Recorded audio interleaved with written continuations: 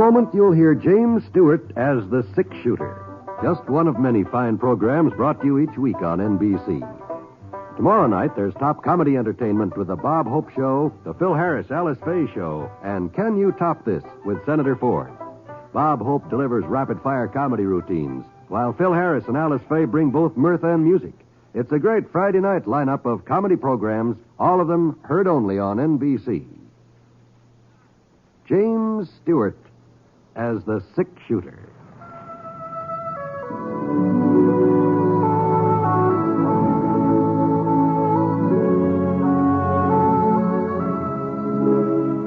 The man in a saddle is angular and long-legged. His skin is sun-dyed brown. The gun in his holster is gray steel and rainbow mother of pearl. Its handle unmarked. People call them both the six-shooter.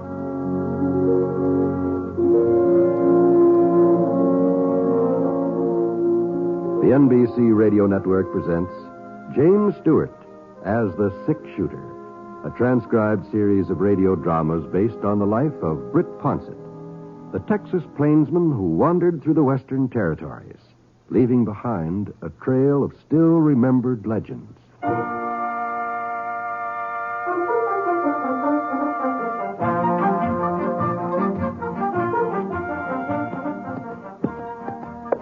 We weren't exactly lost, Scar and me. Well, not completely, anyhow. I had a sort of a general idea of our whereabouts, but I must have taken a wrong turn back at Glen Forks, where we'd have reached Minton by now. The trouble was I'd never covered the southern part of the state before, and so for the last half hour I sort of kept my eyes peeled for a ranch where I could get my bearings. Hadn't spotted any signs of civilization, though. There didn't seem to be any settlers along the trail. And when I finally did come within sight of a house, I almost missed it. And Scar, he didn't. He was thirsty and he could smell water. What's the matter, boy? What's the matter? What? Oh, there it is. Oh. It was about a quarter of a mile east, nearly hidden in a clump of cottonwoods, a large, rambling, two-story building, sort of gray-colored, like it had been white once and needed a coat of paint. I began to wonder whether anybody still lived here. Easy, boy. Easy now. The steps leading up to the porch were cracked and broken, and a hole in the side window was stuffed with newspaper to keep the wind out. Hello? Anybody home? Who is it? What do you want? Well, just some directions, ma'am. I'm looking for a trail to Minton. Oh, just a minute. Trail to Minton, you said? Yes, ma'am. You should have turned east at Glen Forks. Oh, Trail I see. past here's the old one. It's 4 miles longer and nobody uses it anymore. I see. Well, as long as it goes to Minton anyway. 4 miles longer and nobody uses it nowadays. Yes, ma'am. Still, it'd be shorter than going all the way back to Glen Forks, wouldn't it? I guess so. Yes. Well, thanks, ma'am. Oh, ma'am. Yes? You don't have to have some extra water, do you, from a horse? There's a pump out and back. I'll show you. Oh, no need for you to trouble yourself. I'll find it. Come on, Scar. It's no trouble, Mr. Ponsett, ma'am. Britt Ponsett. Ponsett? I think I've heard my husband speak of you. Oh. You can use that bucket. Oh, here it is. Thanks. We've had a dry summer. Very dry. It may take a while for it to start drawing. Sure. Britt Ponsett. Yes, I'm certain the general mentioned your name. The general? I'm Hannah Guilford. General Guilford's wife. Oh, well, I'm very pleased to meet you, Mrs. Guilford. Then you do know William. I knew him, yes, ma'am. I knew him when he was in command of Fort Clark. That was a couple of years before Fort Clark. I wasn't with him there. William thought it would be too dangerous. Indians. The general will be very pleased when I tell him to stop by. He's taking a nap now, and I'd hate to wake him. But if you're going to be in Menton, well, perhaps some other day. But I don't quite understand, ma'am. I thought that I'm in... You don't believe me, do you? You're like all the others. You think he's dead. You think the Cheyennes killed him. No, Mrs. Guilford. I tell you, he's alive. General William Guilford's still alive. Well, Hannah Guilford wasn't the first woman to get rocked off balance by the shock of her husband's death. I was kind of surprised that she wasn't over it by now. It's been 5 years since the massacre at Red Hills. 5 years since William Guilford and his cavalry regiment had been wiped out the last man. Easy, boy. Easy. Oh, you had enough? All right, come on. Anyway, I led Scar away from the pump, and I started to climb into the saddle. Just then, the front door opened again. She looked different now, somehow. Clear-eyed, calm, sensible. Mr. Ponset? Yes, ma'am? I wonder if you'd do me a favor. Well, I'd be happy to, Miss Guilford. I've made a list of some supplies I need from Traylor's General Store in Menton. Would you ask Mr. Traylor to bring them out first thing in the morning? Oh, certainly, ma'am. Here. My husband and I were planning to take the buckboard into town this afternoon, but I don't think he's up to the drive. This way you'll save us the trip. You sure you don't mind? No, not a bit. Bye, Miss Guilford. Bye. Don't forget to tell Mr. Traylor first thing in the morning. That's when I want them.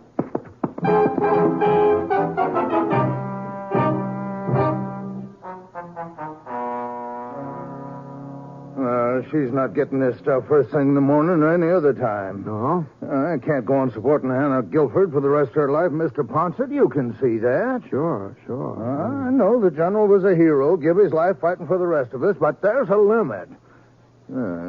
Feeding her ain't enough. I have to send food for him, too. Yeah, well, I'm afraid I don't understand, Mr. Traylor. Well, look at this here list of hers. Here, right here. 2 steaks for the general. You know how thick to cut 'em. Oh, I see. Well, I'm not saying don't feel sorry for her, living out there all alone, cooking meals for him. There's talk she even sets his place at the table. Well, But she's carrying on like this for 5 years, Mr. Ponset, refusing to believe that he's dead. Pretending that we're the ones who are crazy because we tell her the truth about him. Mm-hmm. Now, we all thought, the folks here in town, that is, we thought she'd come to her senses long before this, but she don't. She seems to get worse all the time. No, that's too bad, isn't it? Yeah. And it's not good for the town either. Well, how's that? Well, you know how kids are. Oh? They get ideas. Well, some of them have been sneaking out to the Guilford Ranch, and they claim they've seen the general's ghost. Oh. Yeah. Next thing, it won't be just the kids who are talking that kind of foolishness. Mr. Ponset, I've heard her carry on a conversation with the general. Is that so? Yeah, sometimes when I come up to the house with a load of food, she's chattering away like he was right there in the same room with her. Gives a man a peculiar feeling. That's all there is to it. Yeah, sure would. You don't think it's wrong of me not to give her the grub? No, it sounds like you've done about all you can for her, Mr. Traylor. Besides, it ain't just the food. It's a 6-mile ride out there. And I have to close up my store while I'm gone and lose all that trade. Why, what's the use? I keep saying I won't do it again. Keep telling myself I'll put my foot down for good and all, but I never do. I get to thinking about the general and how much we all owe him. Then I get to thinking about Hannah, too. How pretty she was when they got married. She was young and pretty. She was a lot younger than him, you know. Only about 20 at the time of the wedding. Let's see, that was 17... No, it was 18 years ago. 18? Well, you mean she... What did that make it? You mean she's only 38 now? Yeah, somewhere's in there. Not much older, anyway. You wouldn't think it to look at her, would you, Mr. Ponset? You wouldn't think she was once the prettiest girl in Menton, now would you? Oh, I guess she's been through a lot. Yeah, I guess she has. Well, I suppose I might as well start getting her order together. If I have it all ready to take out there in the morning, I won't miss much business. The fact of the matter is, I won't miss any business. Seems how I got the only general store here in Minton. Say, if it'd be of any help to you, Mr. Trailer, I could drive out to the Guilford Ranch tonight and deliver the supplies. No. I wouldn't want to put you out. No, I haven't got anything else to do. The cattle I'm waiting for haven't showed up yet. Probably won't be here before morning. Well, if you're sure it won't be an imposition. No, not at all. I'd take it myself, but after 7 before I close up, and then by the time I had supper, it makes it so darn late. Sure, I understand. It'll only take me a few minutes to fill her order. Oh, why don't you just dip into that cookie barrel there while you wait?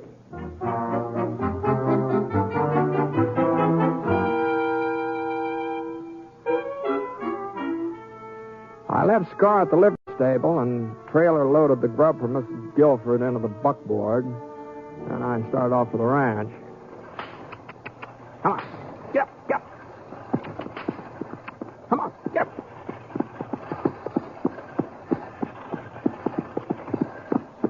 The sun had gone down by the time I got there. It wasn't dark yet, though. You could still see yellow and red over behind the mountains, but the evening star was getting brighter and brighter. Whoa, now. I thought, sure, she must have heard me when I drove into the yard, but the front door hadn't opened yet, so I climbed off the seat, walked up those broken steps onto the porch, and the next thing You can't live on charity forever, will you? Gotta do something about the ranch, sell it, or find some way of getting it in shape again. You got to have money. I figured it was one of those conversations Trailer had told me about, that Hannah was talking to herself, pretending her husband was with her. And I felt kind of peculiar, too, the way Trailer said he felt. And I raised my hand to knock, and then all of a sudden I heard something else. Something that told me I'd figured wrong. Why, it's been 5 years. Don't you think I know how long it's been? 5 years, you call it. To me, it's been 50. Well, there wasn't much doubt about who that voice belonged to, even though I hadn't heard it since Fort Clark. Hannah Guilford wasn't pretending. And she wasn't talking to herself either. She was talking to her husband.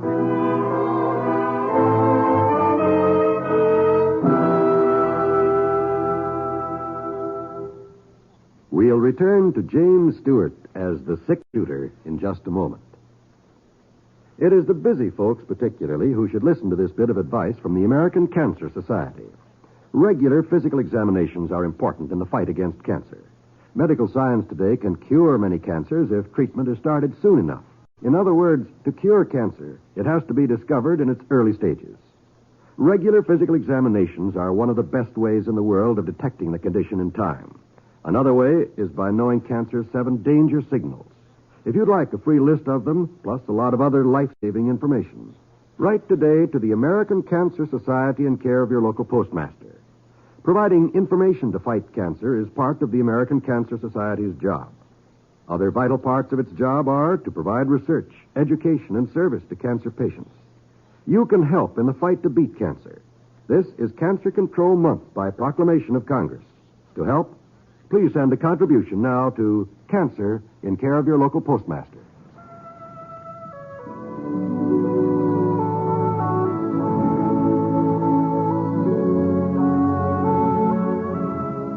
Now, Act 2 of The 6-Shooter, starring James Stewart as Britt Ponsett.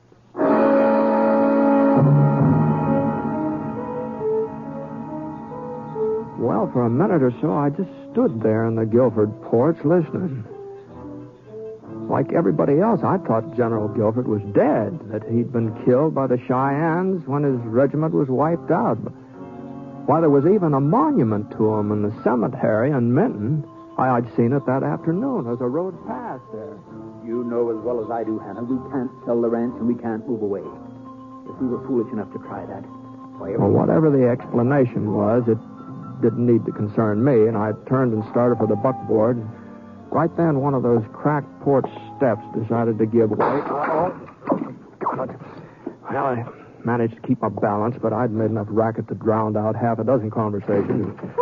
Mr. Ponson. Oh, Good evening, ma'am. What do you want? Why did you come back? Well, I brought the things you ordered from town. I thought I'd save Mr. Traylor a trip. Oh, I told the General you were here this afternoon. I was just talking about you, as a matter of fact. Yes, ma'am, I know. You know. I heard you, and the General. Oh. Here, I'll help you get this stuff unloaded. Never mind. What? Don't bother with it now, Mr. Ponce. Just come into the house, please. Now, look, Mrs. Guilford, I didn't mean to be eavesdropping Doesn't here. matter. Somebody was bound to discover the truth. I thought it would happen before this. I almost hoped it would. This way, Mr. Ponce. Yes, ma'am. I followed Hannah Guilford through the front door. The General was sitting on the horsehair sofa. He hadn't aged at all since I last saw him. Funny, the years had speeded up on his wife, but they'd stopped dead still for him. And when he saw me, he got to his feet and he slipped on an army blouse. And even though the cloth had been patched and mended a dozen times, the jacket was still neatly pressed. It still looked military. Hello, Britt. General? He heard us talking, William. He heard your voice, too. I see. Why did it have to be you, Britt?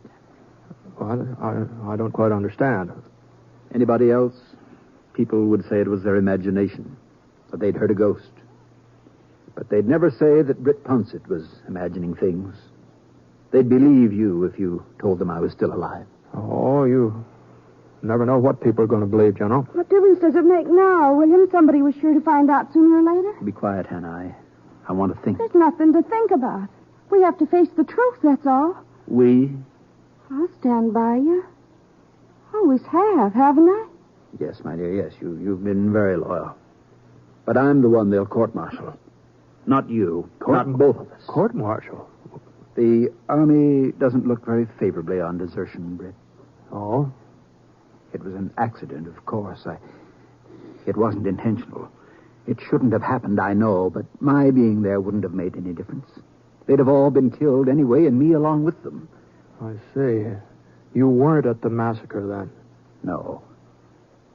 I hadn't been feeling well for several days. I didn't know what it was, and the Army doctor with us hadn't been able to help me, so I was riding for Browning when it happened. Yes? If I had expected the Indians to attack, if I had had any idea there were so many of them, I would never have left my men. The scouts told us only 700 or 800. They said the Cheyennes were breaking camp, preparing to withdraw. If I had known there were so many, I would never have left. Yes, but I... How do you think I felt when that corporal caught up with me? The only man who escaped the slaughter. How do you think I felt when he told me what had happened and then died in my arms? Yes, well, maybe if he hadn't died, he'd been able to get help. I went back to them, back to my men. I saw what had happened with my own eyes. It was horrible.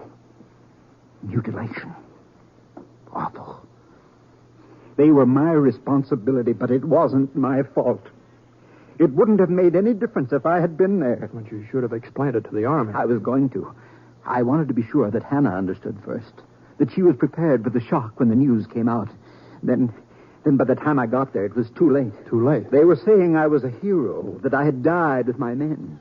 And if I had gone to the Army, if I had told them my story, I wasn't sure they'd believe me. They might think I had deserted in the face of enemy fire. There was no one to back me up. No one. I couldn't go to the Army. It was too late. I couldn't go to them. So you just stayed on here hiding? You don't know what I've gone through. Oh, I've had my punishment worse than any court-martial could give me. Living in darkness for 5 years, never seeing another person but Hannah, never talking to anybody else. 5 years without smelling fleas or feeling rain or having a cavalry horse under me. But your wife kept claiming you were alive. You knew that, didn't you? Of course I knew it. It was part of my plan. We had to have food enough for both of us. Clothes, me. That was the way Hannah could get them. I see. Tell everybody I'm alive, I said. Tell them I'm here with you. They'll only think you're crazy. Even if they should see me, if they should stumble onto the truth, they'll never believe it. My wife is a good actress, isn't she, Britt? But no longer, not anymore, William. What do you mean, my dear? Well, you said yourself folks will believe Mr. Ponsett. I said they would believe him. Would? Turn up the lamp, Hannah. My eyes aren't as good as they once were, Britt. I guess eyes need lots of daylight. Well, Please, don't go yet. What's that gun for, General? A man changes a lot in 5 years. Some men do. 5 years ago, if I had been forced to go back to the Army, take my medicine, I'd have been able to do it. But now I can't, Britt. As miserable as I am here, as terrible as this life is, I won't give it up. Put it away, William. Put the gun away. If you fire, if you shoot Mr. Ponsett, I'll know that you've lied to me all these years. It was your fault, the massacre. I'll know that you really are a coward. Go into the other room, Hannah. This does not concern you. What concerned me? I loved you, William. Even after you came back, after what happened, I still loved you. Now I know, tonight I know, I don't love you any longer. Any more than you love me. Hannah. Look at me, William. Look at my face, my hair. These 5 years have done that to me. You've done it to me. You mustn't upset yourself, Hannah. Another year or two, we'll be able to leave Minton, live somewhere else. People won't recognize me then. People will always recognize you. Why do you think you haven't aged? Why do you think you look just the same? It's so people will always be able to tell who you are and you'll never feel safe. That's your punishment, William Guilford. I'm leaving now, General. No, Britt, you're not. Go ahead, kill him. What's one more life to you? What's one more life to a man who left a whole regiment of soldiers to die? Your husband's not going to kill anybody, Mrs. Guilford. He said he changed in the last 5 years. Well, I think he has changed. I think he's become such a coward that even the sound of a gunshot would scare him half to death. Britt!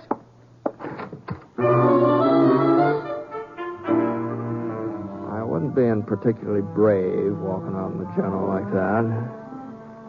You can pretty much tell what a man's going to do when he's holding a gun. The way his eyes look at you. And Guilford's eyes weren't staring at me like he meant business. I started to close the front door, and I just glanced back over my shoulder as I did it. Guilford was walking up the stairs. He was almost at the top, and then all of a sudden he kind of stumbled. Guilford!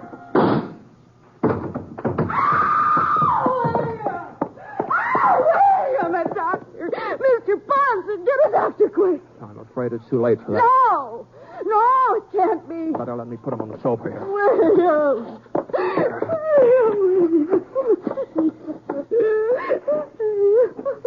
You have any brandy, Mrs. Guilford? Here now. Miss Guilford. Brandy? Yes, ma'am. I think so. On the sideboard. All right, I'll get it. Yes, give William some brandy and then he'll be all right. He will be all right, won't he, Mr. Ponsett? Here, drink this. Me? But I'm not sick. It's William who's sick. It's William who needs the brandy. The General's dead, Mrs. Guilford. No, you're wrong. That's just what people think. That's what we want them to think. But he isn't dead. He's here with me. He lives here in this house. You've got to get a hold of yourself, Mrs. Guilford. Why do people keep saying the General is No, dead? come on, get a hold of yourself here. Stop shaking me. Stop it. But I didn't stop. I went right on shaking you harder and harder and harder until I thought you was going to faint. And then, for a second, she went limp and let out a pitiful little moan. And then she straightened up and her expression changed. It was sort of like a window curtain being pulled back from in front of her eyes. I'm all right now, Mr. Ponce. Well, I'm sorry if I hurt you any. You had to do it. If you hadn't, I don't know what would happen. Well, you'd better ride back into town with me and spend the night in there, and we can send somebody back here to take care of the general. I can't, Mr. Ponce. I just can't let folks find out about it. Yeah, well, I'm afraid it's got to come out now. Everything? That he left his men to die at the massacre? That he was ashamed to admit it? That he's been hiding here ever since? Isn't there some way we can leave him as he was? Any way at all? Well, I don't know. Under the circumstances, it'd be Not for pretty myself. hard to... I don't care what happens to me, what they say about me, but the general had been a good soldier once, a fine soldier. What good will it do to destroy that? Well, I know, but it's just...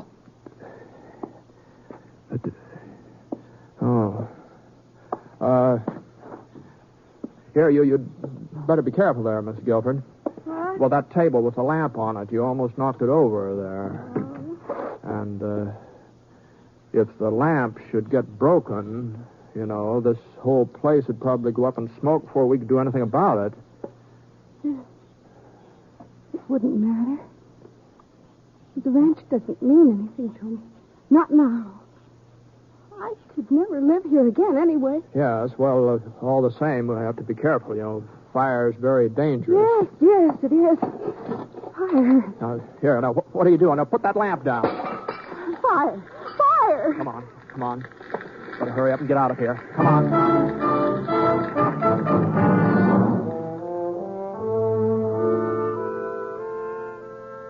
Of course, they found the general's body in the ruins, but they didn't know who it was. And the report got around that it was a tramp who tried to force his way into the house, and she'd shot him. And the fire had been started during the scuffle. Everybody seemed satisfied by that, and as long as nobody asked me, I didn't feel obliged to volunteer any additional information.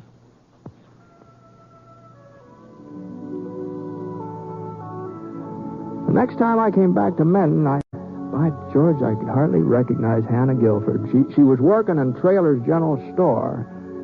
And, she looked a good 8-10 years younger than she had before. There was even talk about her and Mr. Traylor getting married. Seems that after the fire, she sort of got a hold of herself, faced up to the fact that the general was dead. At least that's how Traylor explained it to me. He said that the tramp breaking in on her has done some good. He showed me the fellow's grave. It was right in the shadow of the monument to General William Guilford.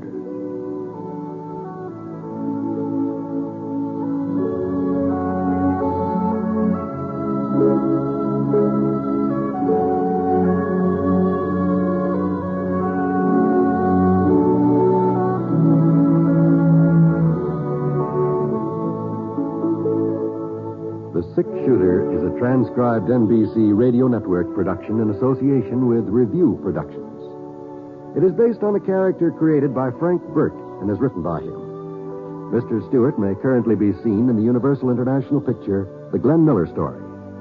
Others in the cast were Virginia Gregg, Parley Bear, and Robert Griffin. Special music for this program was by Basil Adlam, and the entire production is under the direction of Jack Johnstone.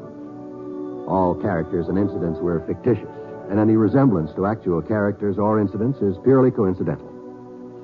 Oh, by the way, you'll be interested in knowing that the Six-Shooter has been chosen for broadcast to our men overseas through the facilities of the Armed Forces Radio Services. This is John Wall speaking. Tonight, play Truth or Consequences with Ralph Edwards